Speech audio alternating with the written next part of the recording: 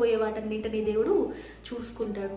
నా మట్టుకు నేనేం చేయాలో దాన్ని నేను చేసేసాను అని తన హృదయం నందు నెమ్మది కలిగి మరణించిన వ్యక్తి దావీదు గారండి.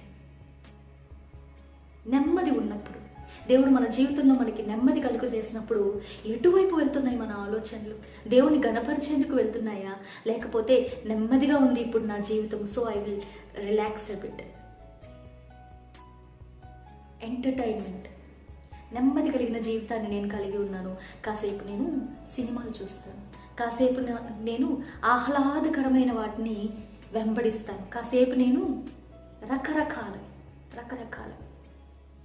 అయితే నెమ్మది కలిగినప్పుడు దేవుని గణపరచాలి అన్న ఆశ మీకు ఉందా? దేవుని యొక్క సన్నిధిలో ఎటువంటి బాధలు లేనప్పుడు దేవుని యొక్క సన్నిధిలో కూర్చొని ఆయన్ని స్తుతించాలన్న ఆశ మీకు ఉందా? ఒకసారి పరిశీలించుకుంటారు. రెండవ